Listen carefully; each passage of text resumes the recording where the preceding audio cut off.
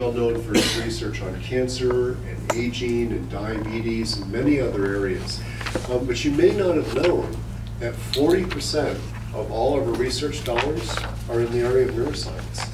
And it's been in the last 10 years that literally neuroscience has taken over, if you will, a lot of the research in Health Science Center. And so, although I'm going to talk to you about the research program we have in pain, we have a lot of work that's going on in Alzheimer's disease, in post-traumatic stress disorders, and in many other really important neurological diseases, Parkinson's and the like. So if you're interested in any of those topics, please let either Kent or myself know. I'm a member of our Center for Biomedical Neurosciences, and we have a lot of people that are spending and dedicating their career to trying to find improvements to be able to treat a lot of the areas of neuroscience. And so pain is going to represent one of a number of examples of what's going on right now at the Health Science Center. So this was working 5 minutes ago.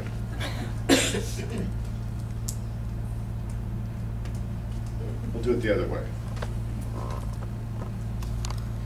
Okay, so what I'd like to do tonight is just talk about the biology of pain and how that actually works. We'll talk about current pain medications and their availability. We'll talk about my own work in my laboratory in terms of discovering the body's Endo Capsaicins, which is a natural class of pain mediators that produces pain in a number of conditions. And then I'll give you one example of research that we're doing to try to address burn pain. We have other programs that are working on cancer pain and inflammation, but I'll give you an example of burn pain to give you a flavor of the kind of work we're doing. So biology of pain. First of all, in the United States, there are more of us that are suffering from chronic pain than the number of patients who have diabetes, heart disease, cancer, and stroke. In fact, if you add all of these numbers up, it's still less than the number of patients suffering from pain. It's one of the most common disorders that we have in the United States and far outweighs the number of patients with cancers almost by a factor of 10. The cost to society is more than $100 billion every year in the United States. The cost to the individual can't even be calculated in terms of quality of life and suffering. And to make this even worse, we have problems with many of the currently available drugs that physicians and dentists have to be able to treat patients. And so narcotic-like drugs like morphine or hydrocodone can produce pain relief, but they suffer from problems of tolerance, that is, that we have to give increasing doses over time to get the same level of relief, and dependence and the like. The non-steroidal anti-inflammatory drugs, the aspirin-like drugs, or ibuprofen or Advil, don't work for many pain conditions. They're really good for inflammatory pain, but they have very little activity for many forms of neuropathic pain. And they also suffer from problems with bleeding in the stomach or kidney problems as like. The COX-2 inhibitors were well known for treating inflammatory pain, and they've been largely pulled from the market, all except one of them, because of recognition that they can be associated with increased risk of heart attacks or strokes. And even our friend Tylenol, a good old acetaminophen, has actually been associated with nearly half of all acute liver failures in the United States. And there is great recognition that even Tylenol is associated with problems. So we really have a major problem in society. We have an incredibly prevalent problem, far more prevalent than diabetes, cancer, and stroke. And we really don't have a lot of good available drugs to treat many forms of chronic pain. In fact, it was just a year or so ago, this is 2011, that the Food and Drug Administration actually withdrew many of the higher containing acetaminophen combinations. And so drugs like Vicodin or Lortab that used to contain 500 milligrams of acetaminophen have been pulled from the market. And now they're only available in the 325 milligram dosage. And the reason is that taking too much acetaminophen over time really can be associated with a large increase in the risk of liver failure. This is compounded by the fact that for you and I as patients, if we go to the supermarket or the drugstore, a lot of medications in the drug section actually contains acetaminophen and didn't really label it very well. So you and I might be taking something for sinus disease, or something to let us sleep at night, or something for cold and cough, not knowing that all three of those medicines contain acetaminophen. And so the FDA has actually promoted much better labeling of boxes of medications now. But the maximal daily dose has been reduced from 4 grams per day to no more than 3 grams per day as a result of this action, to try to make acetaminophen still available and try to make it safer for more of us. Just earlier this year, so this is just a few months ago, the FDA met on another potential problem with analgesics, and this is hydrocodone. And so hydrocodone, which is the active drug in Vicodin and Lortab, has actually been rescheduled. So it's been scheduled now as a class 2 narcotic, the same level as morphine is, because of the recognition that hydrocodone use can actually rapidly lead to dependence and other types of medical problems. So what I'm trying to say here is that pain really represents a really large problem that affects a lot of us in the community, and that we really don't have a perfect answer. We don't have a magic bullet to be able to treat pain itself. In fact, from 1999 to just 2010, 54 new analgesics were launched in the United States, but 2/3 of those were just reformulations of currently existing drugs. There were only a few examples of relatively new drugs that came out, and even with the new drugs, some of them have unexpected side effects, or really only work when you inject them in special places. So Prialt has been shown to be working very well for extensive cancer pain, but it can only be given by epidural injection. So it's not widely available for many of us because it's not available for pill or even intravenous formulations. So let me turn my attention to talk about how does pain hurt? What are the mechanisms for pain, and what solutions do we have today for treating forms of pain, and where is the research trying to take us forward to treat these pain conditions in the future? So one common form of pain is inflammatory pain. And so inflammatory pain is really due to injury of the peripheral tissues. So take this back one step. Let's imagine that you're out on the beach and you have a sunburn.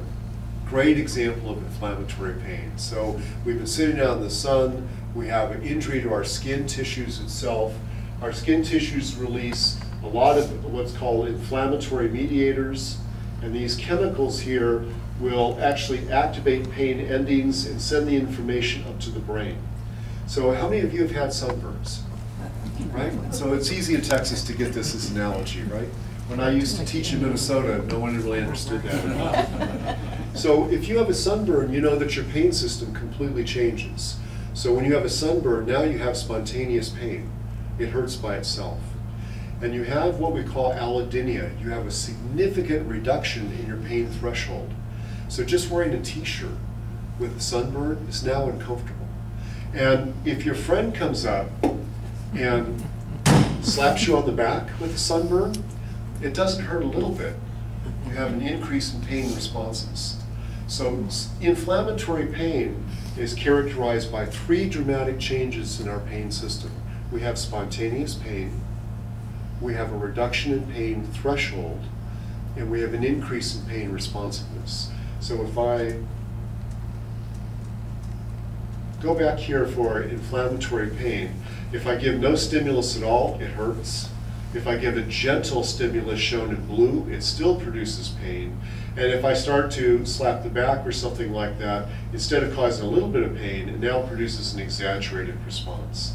So inflammatory pain occurs because of tissue damage that releases pain mediators that actually activate the pain system here. And it turns out that for most types of inflammatory pain, clinicians are pretty good at treating acute and in many cases chronic forms of inflammatory pain, because one of the major classes of pain mediators that are released are the prostaglandins. Prostaglandins act like a turbocharger, like if you have a turbocharger in your car, and it will turbocharge the pain system. And the reason that's important is that we can use aspirin-like drugs, such as aspirin itself, or ibuprofen, or naproxen, right here you and I can take those pills, and it works right in the periphery to reduce the release of prostaglandins, and that turbocharger is no longer active. So aspirin-like drugs work really well for inflammatory pain because prostaglandins are released. So this is a study of more than 6,000 patients who were on study, and they're all conducting clinical research, and they all basically had inflammatory pain. And plotted on the y-axis of this graph is the percentage of the patients that had their pain cut in half. So that's a really cool thing. If you can take a pill and have your pain cut at least in half, that's a really nice outcome. And I've plotted that as a dose of ibuprofen. So this is the active medication in Advil or Motrin. This is ibuprofen. And if you really had an unlucky day and participated in the study, you got a sugar pill. So this is placebo. But nevertheless, placebo has an effect. And so you can see placebo, about 18 to 20% of patients who take nothing but a sugar pill have their pain cut in half. That's the well-known body's natural analgesic system that gets kicked in, the release of endorphins or other substances in our body that helps to reduce pain. So we have to have a placebo group here because we want to know how much better than placebo the medicine works. So this is 200 milligrams of ibuprofen. That's 1 tablet of Advil. And you can see that nearly half of patients have their pain cut in half. If you go to 2 tablets of Advil, it's more than 50%. If you took 3 tablets of Advil, and you can take about, you can take 2,400 milligrams a day, so you can take 12 tablets of Advil a day, more than 75% of patients have their pain cut in half. So for inflammatory pain, we're really pretty good at treating most forms of inflammatory pain. If you look at our soldiers that go out to the Middle East, the soldiers are all given self-injecting syringes of 10 milligrams of morphine sulfate. That's the gold standard. If you ever served in active duty, you know this. It's the gold standard of analgesics, and soldiers are trained to be able to inject themselves on the battlefield if they actually have an injury. So this, for inflammatory pain, this is where morphine comes out. Morphine for inflammatory pain is about the same as 2 Advil. This has been shown, this is data from 6,000 patients. So when I say that we're pretty good at treating inflammatory pain, we really are. We can give patients non-narcotics that doesn't have any problems with addiction and dependence and produce at least as much analgesia as 10 milligrams of morphine, just by using drugs such as ibuprofen. Now, all of us can't take ibuprofen. If you have stomach ulcers, or if you have active asthma or other problems, you may not be able to take advantage of these drugs because you can't take the aspirin-like drugs. But if it's safe for you to take, short-term use of these drugs work quite well. In fact, recent studies have shown a very simple trick to be able to increase even more the analgesic benefit of ibuprofen. So this was studies done up in UT Austin. Don Mellish did these studies, and he's actually an Aggie. He does oral surgery studies at UT Austin, and what he likes to say is every year there's 15,000 young Longhorns coming to have their 3rd molars removed, their wisdom teeth, and they participated in Don's studies. And so these are our young college students that are otherwise healthy. They have extraction of 4 impacted wisdom teeth, and then we're looking at pain relief. So the higher you go up here, the more relief they have from their pain, as a function of number of minutes after they took. And you can see they're following their patients for about 8 hours. Again, this is the placebo effect. Here's 1,000 milligrams of Tylenol shown in the circles.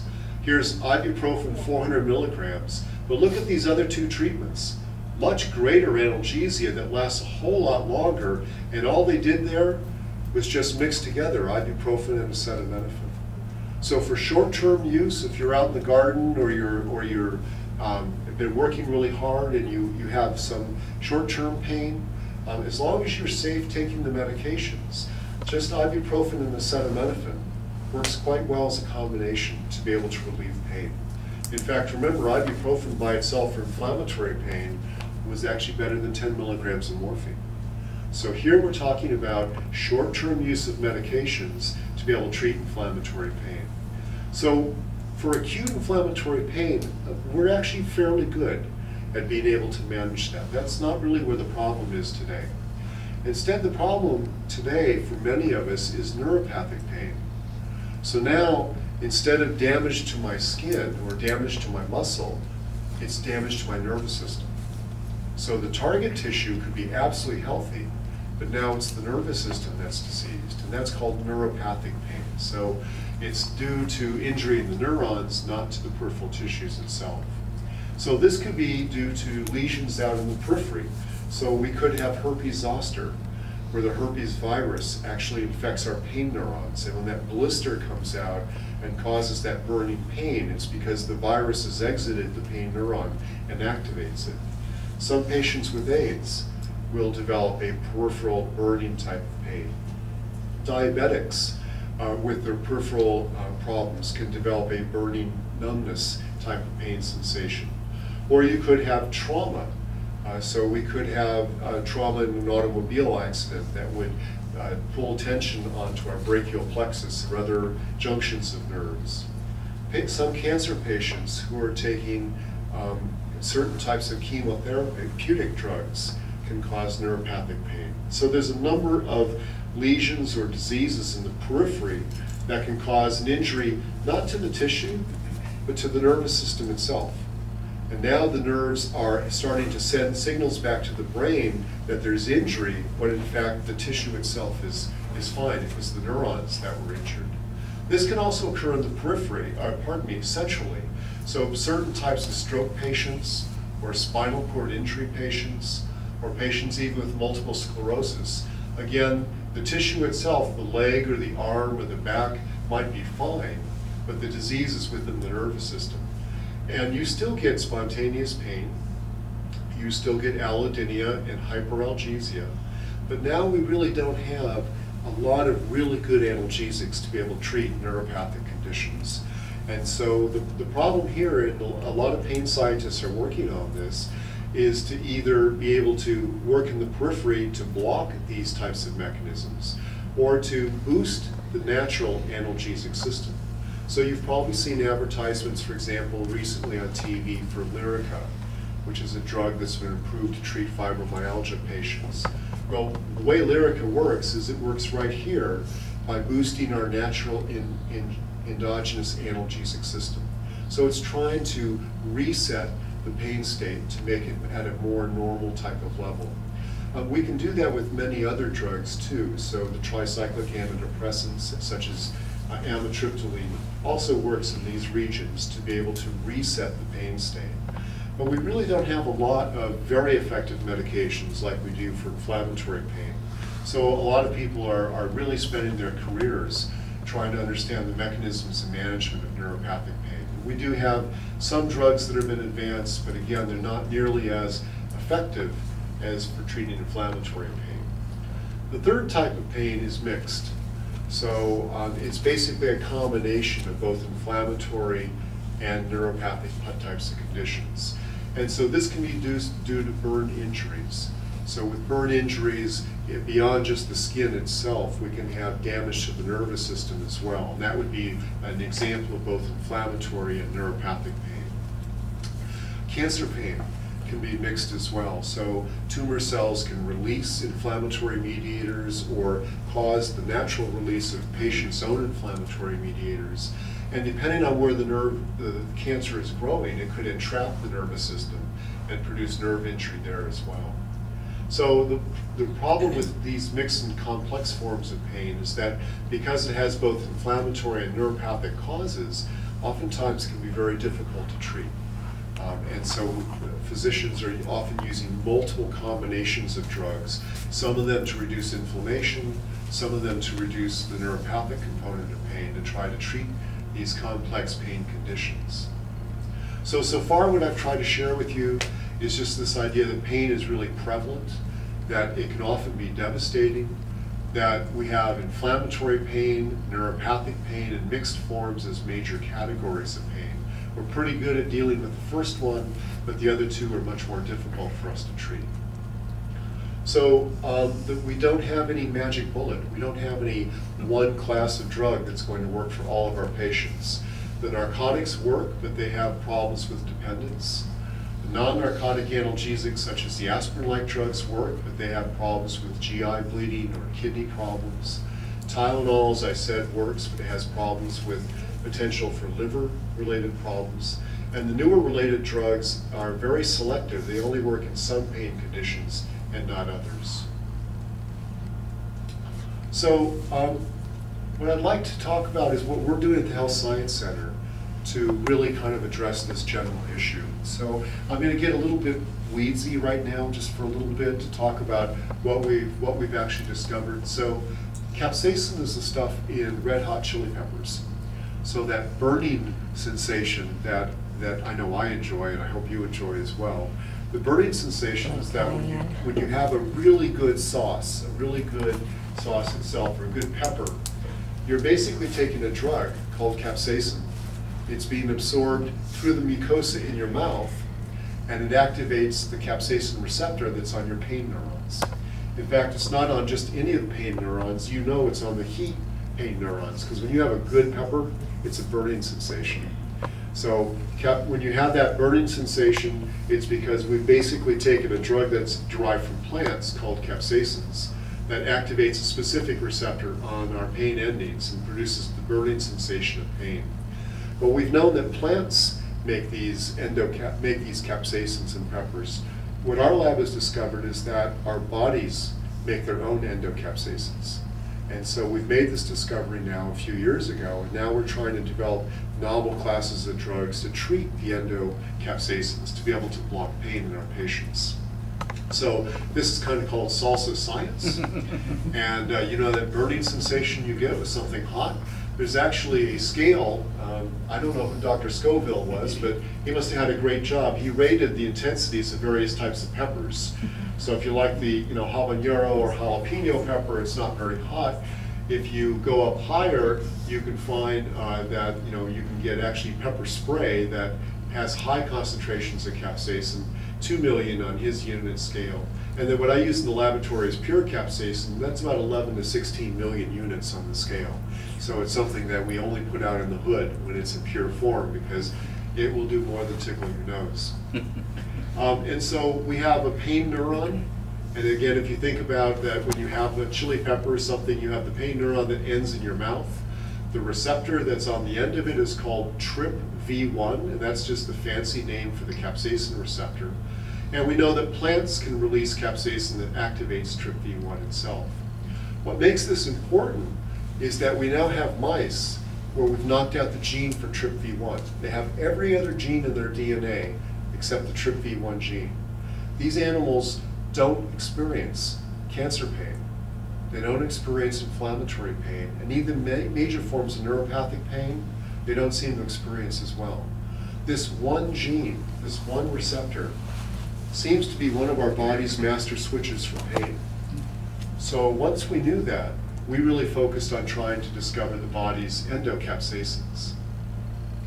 And you might think that what you could do is just develop a cork that could block the receptor itself, an antagonist to the receptor, to cork it up and to be able to block it. And that has actually been done. So several major companies have developed this cork or antagonist. And you can see as you give more and more of this antagonist, you can actually completely reverse inflammatory pain. You give more and more of the antagonist, and you can actually block cancer pain as well. So we think the TRPV1 channel is really important. And that was rapidly advanced to clinical studies. And that stopped the development of the drugs. Unfortunately, the TRPV1 antagonists cause a fever that lasts for 12 hours in rats, but that actually lasts for days in humans. And so we actually we're at an incredibly frustrating point in pain research. We think we've discovered one of the body's master switches for pain. It's the capsaicin receptor called TRPV1. We've actually developed drugs that block that receptor. They work well for inflammatory pain, cancer pain, and neuropathic pain, but we can't use them in patients because they cause fever. And so companies now have spent the last several years really trying very hard to develop antagonists that don't cause fever. There's been no success so far. So with that discovery, what our lab did was to basically suppose that if we couldn't block the receptor, maybe we could discover the body's endocapsaicins and be able to block their synthesis and therefore produce analgesia in many pain conditions. And that's kind of what we've done. So I'm not going to worry about the next two slides. It just basically says, for those of you geeks out there, it basically says we've discovered what we thought we did. We actually know exactly the molecular structure of these substances, and we've actually named them. So these are oxidized linoleic acid metabolites, so we call them OLAM or OLAMs. And those are the body's endo capsaicins. And they're actually released with burning pain, they're released with cancer pain, they're released with inflammatory pain. So now if we find that the OLAMs are so important here for activating TRPV1, maybe we can block the synthesis of OLAMs and develop novel analgesics. And that's actually what we've done. And again, I'm not going to worry about the slides here. I just want to be able to say that to summarize where we are so far in the story, we've discovered that TRPV1 is the capsaicin receptor that's activated with hot chili peppers that gives us pleasure when activated in a lower dose. And the genetic studies where we've deleted this gene have taught us that this seems to be a key receptor, a major receptor, for many forms of pain. Companies have tried to develop capsaicin antagonists, but that strategy has not worked because of the problem with fever. And so our approach was discover the endo capsaicins. We've now discovered they're made from linoleic acid. We know the enzyme that's actually synthesized them. And now we've developed two ways to be able to block them. We can either block them enzymatically by blocking this enzyme, or we can give antibodies that suck them up, sort of like how the Pac-Man eats his little food around. And that will bind up the OLAMs and prevent them from producing their effects. So we've now taken this to patients. In our first patient model, this will be just one example of what we're trying to do, is the wounded warrior. You know that the Center for Military Medicine in the United States is really in San Antonio. It's involved not only as one of the major training areas to train medics and trauma surgeons and the like, but in fact it houses one of the largest burn clinics for military medicine in the United States. If any of our soldiers are injured when overseas, they're actually medevaced back to San Antonio as soon as they're stabilized. And so there is an incredible need for us to be able to treat these patients. They become less and less responsive to morphine over time, to where heroic doses of opiates are given and see very incomplete pain relief. If we take biopsies of normal human skin, this is actually a tummy tuck patient, but this is what normal human skin looks like. The green is the stain of the neurons that innervate our skin. The red is the stain for TRPV1, the capsaicin receptor we've been talking about. You can see that normal skin is pretty much in the protective layer in the outer portions of the skin, although you do see some red stain in deeper levels. This is what you see from skin from burned soldiers. So it's a huge increase in neurons. So the nerves literally grow right out into the burned skin. And do you see the increase in red? Almost all the cells are expressing the capsaicin receptor. So we think that we might be able to treat burn pain by blocking endocapsaicins after burn injury. We have research teams at the Health Science Center doing exactly the same strategy for cancer pain and inflammatory pain, but I'm only going to share the burn work with us tonight. And so we've actually taken extracts from skin of soldiers after IED explosions. If you inject them into rats, it produces pain. And if I inject them into an animal, it produces thermal hyperalgesia, just like we talked about for inflammatory pain. If I block the TRPV1 receptor, I can completely reverse that effect. So this shows that the endocapsaicins are really released in human skin after burn injury.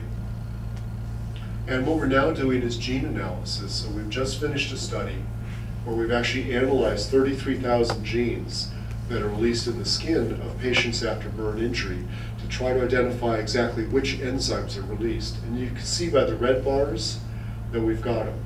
We actually have the identity now of the enzymes that are increased after burn injury in patients.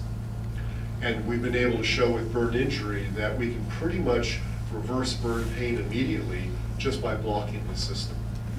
So this is a brand new evidence that shows that in our patients with burn injury, the endocapsaicin system is active, and that if we block the enzymes that are responsible for making them, we can actually reverse burn pain. So what I've tried to share with you this evening is a kind of an overview story about where we are, that this is an incomplete dance. We haven't by any means finished the story. If you think about the main types of pain, for acute inflammatory pain, I think we've done a pretty good job. I think now the job is really education, that to let people know that for conditions of inflammatory pain, sunburn, working in the yard, that sort of thing, for trauma itself, the use of non-steroidal anti-inflammatory drugs like ibuprofen, combined with the use of acetaminophen for short-term use, as long as you don't have a medical contraindication of those medicines, that works incredibly well for treating pain, far better than even the standard dose of morphine. For neuropathic pain, we're getting better. We have some drugs like Lyrica and Neurontin that try to put better balance in the pain system, but we really have a ways to go to be able to treat neuropathic forms of pain. And for complex pain conditions that have both inflammation and neuropathic components like burns or cancer pain, we still have quite a bit of research to do. I think the finding that TRPV1 seems to be the body's master switch for many kind of pain conditions finally gives us a target that we can focus on. We're halfway there. We have TRPV1 antagonists. They work great in my rats, but I can't put them in my bone patients because of the fever problem. So as an alternative approach, what our group has done is discover the body's Endo Capsaicins, which are the OLAMs. And we found two ways to actually block their effects, either block the synthesis of the OLAMs or block the actions of the OLAMs. And where we're moving forward now is to be able to make sure that they work in multiple pain conditions. As I said, we have evidence for burn pain, cancer pain, and inflammatory pain right now.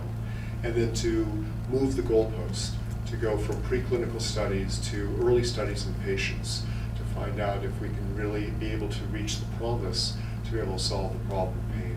And with that, I thank you all very much. Thank you.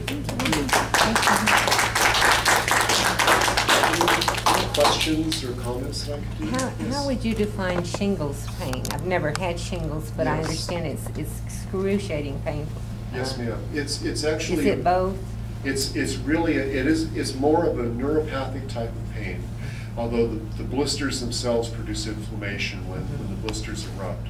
The virus for it actually comes up and really affects the heat pain neurons, which is why it's a burning sensation that it produces. It's not a sensation of crush or cutting, it's really a temperature sensation because the virus selectively infects just those neurons. It can occur as a means of infection. We may have been infected when we were teenagers, when you had chickenpox or other types of diseases, and we now have some vaccines that are useful for that for younger people. But once it has erupted and it becomes a zoster, it can often be difficult to treat. Yes, ma'am. What about for like people that have had brain tumors, brain surgery, brain lesions? Yes, so those would be good examples of neuropathic forms of injury. So you can have that with physical injury. So it might be a whiplash accident in a car where the nerves themselves have been damaged, or you can have a projectile injury. So some patients that have had traumatic injury to the spinal cord and are in wheelchairs, nevertheless still feel pain. You could have central due to multiple sclerosis. Sometimes, like for example, trigeminal neuralgia, it's an issue where the nerve coming out of the base of the skull itself gets pinched against the bone of the skull. And so surgeons have developed a technique called the genetic procedure, where literally they come in and they snip away the bone to free the nerve up to give it space, and that alone has a dramatic effect on some patients with trigeminal neuralgia. Well, would encephalomalacia cause Central. encephalomalacia? Yes, yes. So you can have that as well that would cause that. So anything that would cause injury to the nerve itself and not to the target tissue, the foot or the hand or something like that, would be examples of neuropathic pain. And would it cause pain in your eye? It can. It can cause pain in the eye, although pain in the eye, particularly even if it's unilateral or bilateral, that could also be with migraine patients. They'll often report a photophobia, so getting into a bright light will actually be quite painful to patients with migraine. The size of the brain tumor was the size of a tennis ball. Yes, yes, and that can be associated with pain as well, depending on what nerves in the brain are actually affected by that. Exactly right. Yeah. So and would that be maybe like cause fibromyalgia or?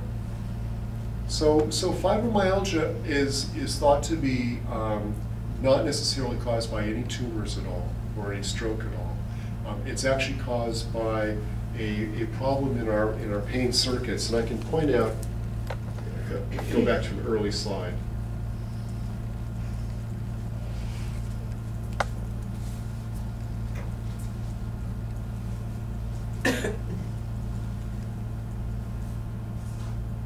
Almost there.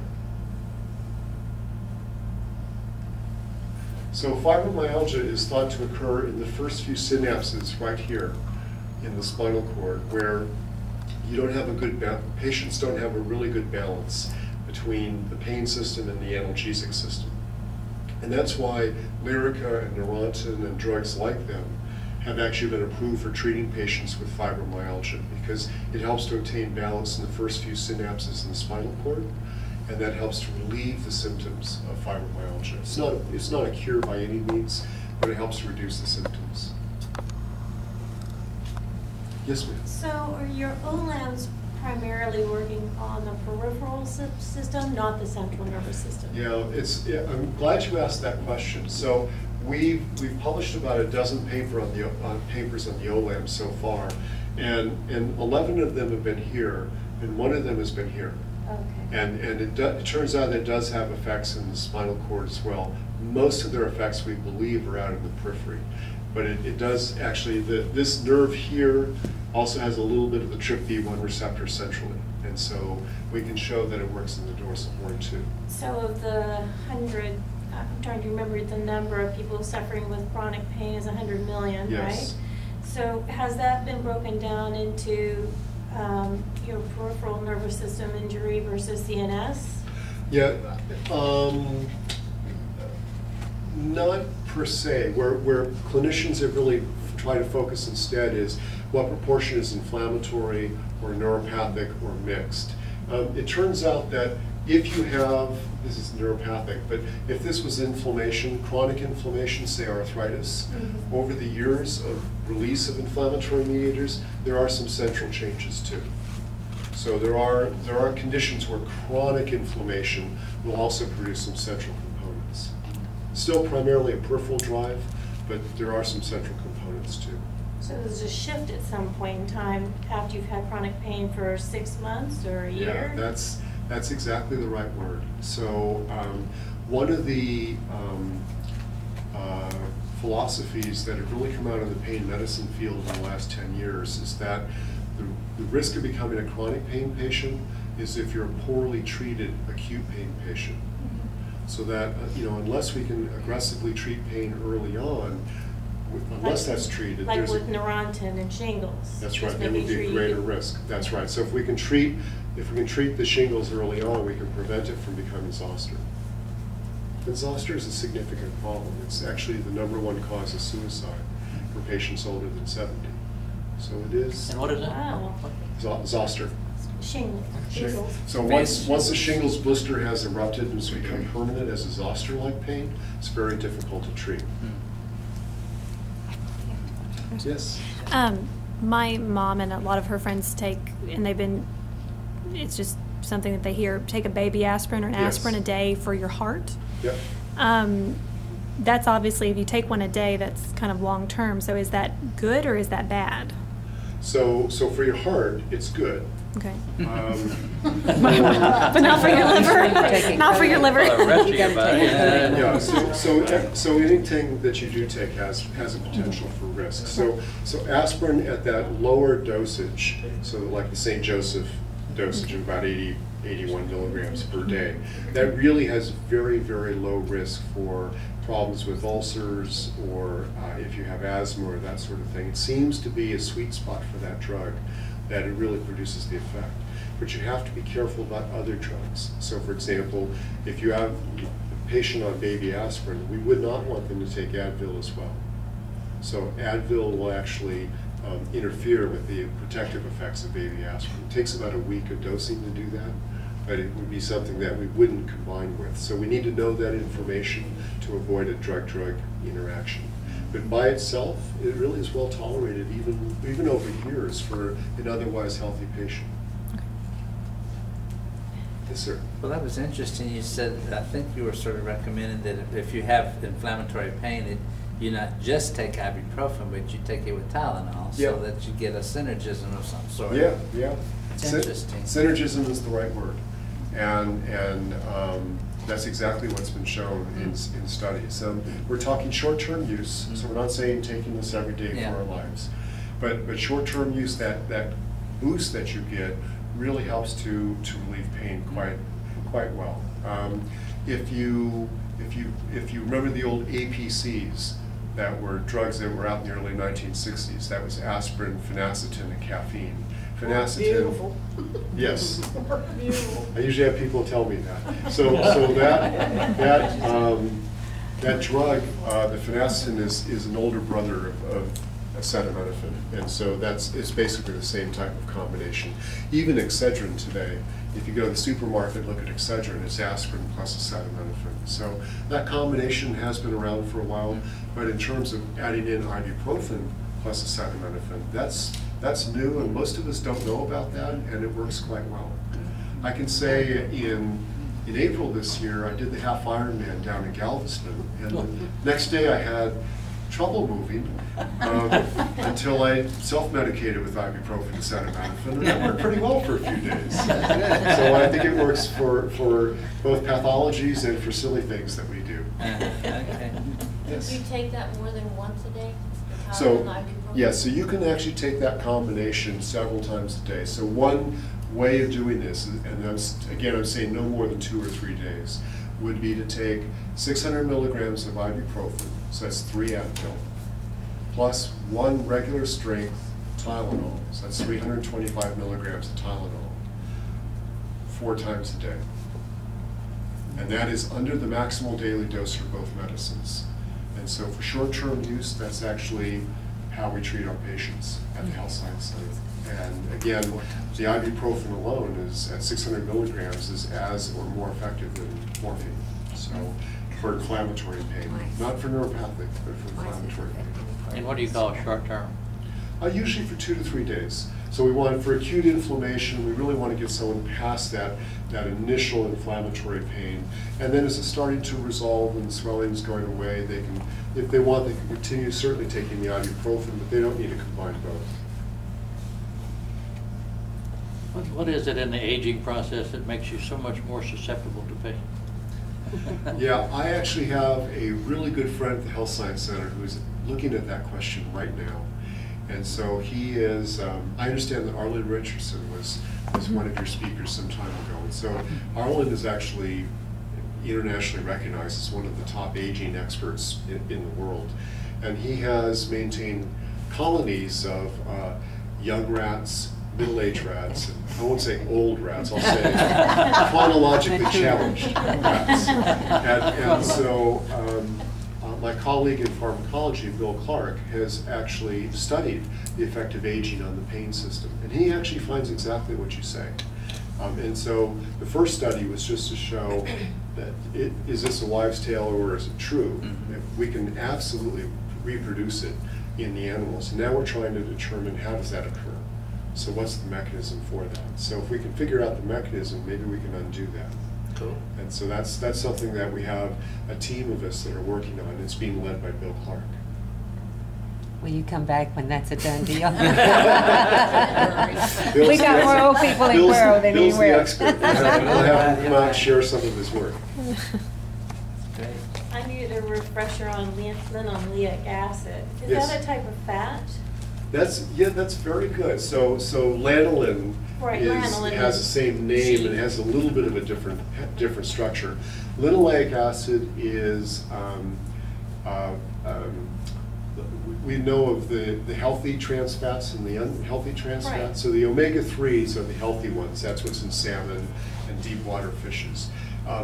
The linoleic acid is in the omega-6. It's in the unhealthy ones that are pro-inflammatory. And so there have been some evidence for a while that it was involved in pro-inflammatory conditions, but no one had ever shown that it was involved in pain, and no one had ever shown it was involved in TRPV1.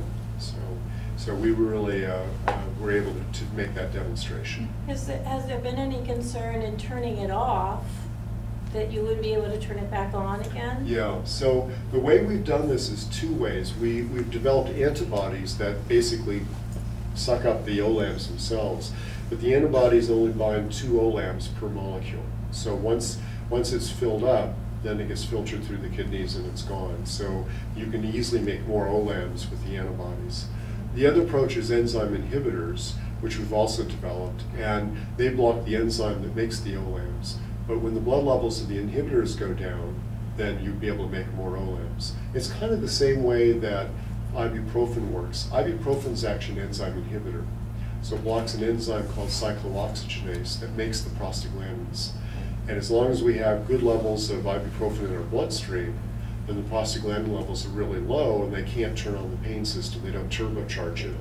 But when ibuprofen goes away, let's say you go to bed at 9 o'clock or something like that, which I tend to do, and you don't take any medication while you're asleep, your blood levels will drop down to ibuprofen. The enzyme's no longer inhibited, and now it's starting to make more prostaglandins. So there are natural ways that the drugs turn on and turn off the system, and the two approaches that we've developed, the antibodies and the enzyme inhibitors, would follow both of those approaches. Yes, ma'am? So if you took an ibuprofen before you go to bed, would it help with pain?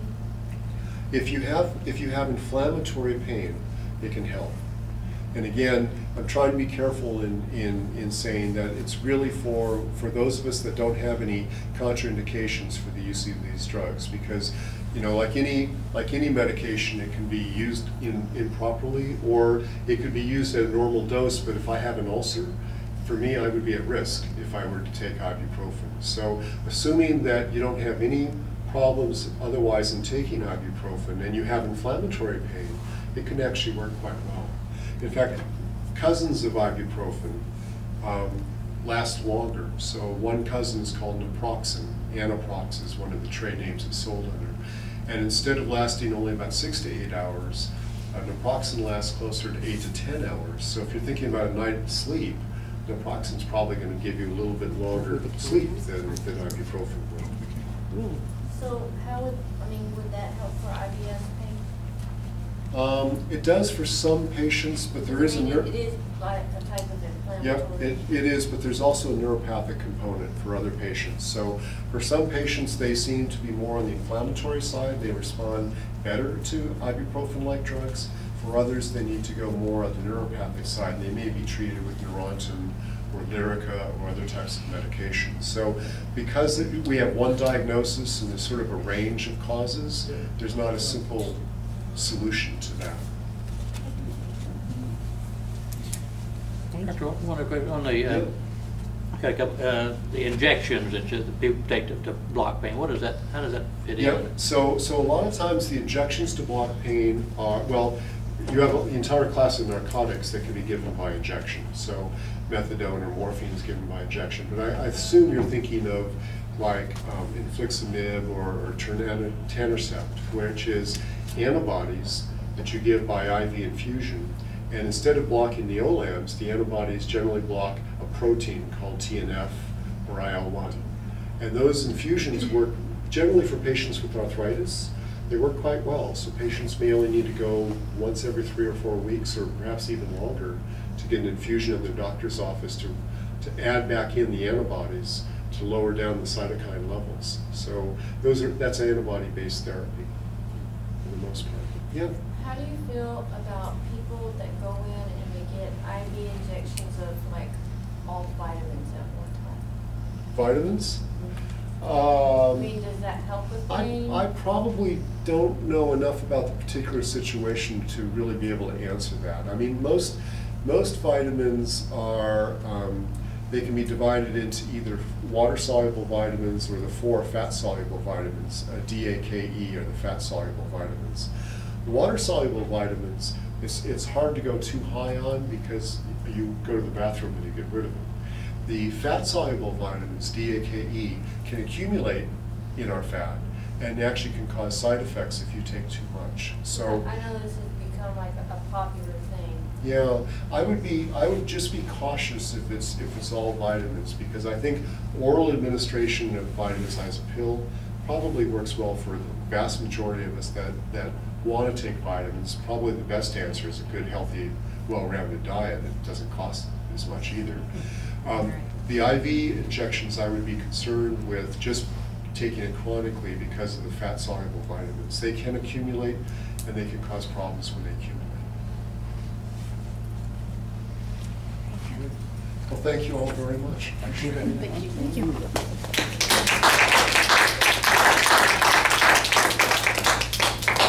Thank you, Dr. Hargreaves, for coming. We appreciate it. Thank you all for coming also. Stay tuned to the website for future Health Point events. Be sure to sign up on our mailing email list if you haven't signed up, and we'll let you know what comes up. We have another one in October and November. So thank you. Thank you.